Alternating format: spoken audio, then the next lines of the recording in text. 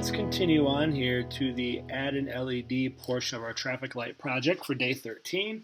Now what we're going to do is we're going to add that LED into our code to go ahead and get that going. So what we need to do is we need to add the LED library. So if you remember from yesterday, what we can do here is import button, comma, and then we can add LED, and that's going to add our LED library to our code, which is great. And now underneath our button variable, we need to create an instance for our LED. So I'm going to go ahead now and identify one of those LEDs. And I'm just going to pick LED 25 to begin with here, as we've got that. So now we've got our button instance, we've got our LED instance. And now what we can do is let's go ahead and try something different.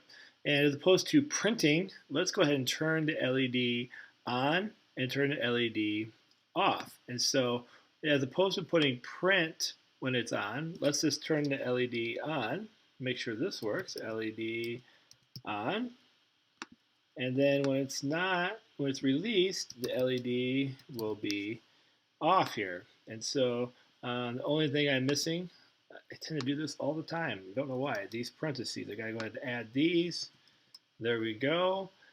So now I can go ahead and hit save, and now when I run this, okay, it should have an LED light up for us. So let's go ahead and run this here and see if we get a light to pop up here.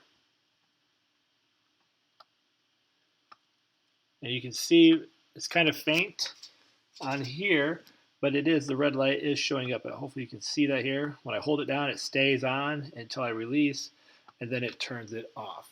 So another thing that we can do, we know our light's working and our button's working, so that's good. But now let's go ahead and swap this, meaning let's reverse the logic to our thinking, okay? So how we will do this is we'll just invert some of our code.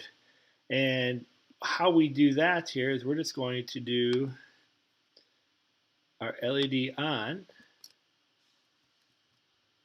okay? And we're going to add it right up here in first, LED.on, okay, and then we're going to wait for the press, and then when we do that, we're going to go ahead and then turn the LED off. So what we're doing is understanding sequence of code and how important that is, and so as you start to create more complex code, this can become pretty important and another easy way to make mistakes. So now what we have is, while this loop is running, it's automatically going to turn the light on. And now when we press the button, it'll turn it off. And as soon as we release, it's going to kick back up to this while true statement, turn the LED back on again. And it'll keep doing this forever. So let's go ahead and run this again here. So you can see now that the light is turned on my breadboard. And now when I press the button, it turns it off. When I let go, it's back on. So just another way to inverse or reverse the logic to our thinking with using buttons and our LED lights. It's just a way to write our code, which is a really nice feature as you start to think about some stuff here we're going to do here at the end of today.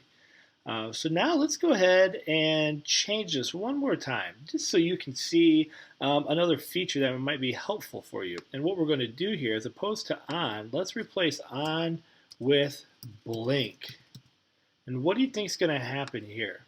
That's what I want you to kind of think about. And now what we should be doing is hopefully seeing some blinking action here, obviously. So if we go ahead and run this now,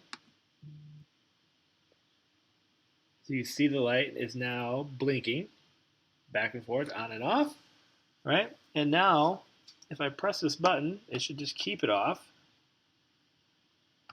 And now it'll go back to blinking, just like we did before, on or off, but now we got like a blinking light instead there. So just another little command that's pretty cool for us to check out. And now we can do some other things. So now you've probably been wondering, at least hopefully you've been curious, like why are these parentheses brackets in there?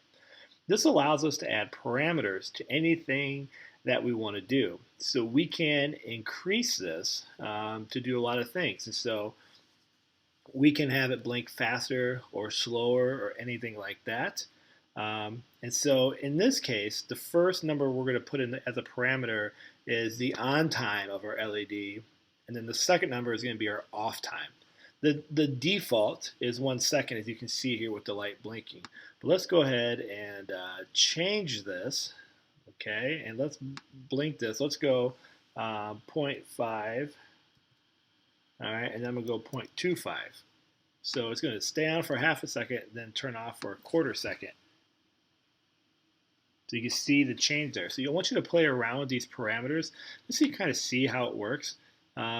Pretty fancy, allows you to do a lot of cool stuff as you get going here with different lights and sequences and inputs and outputs.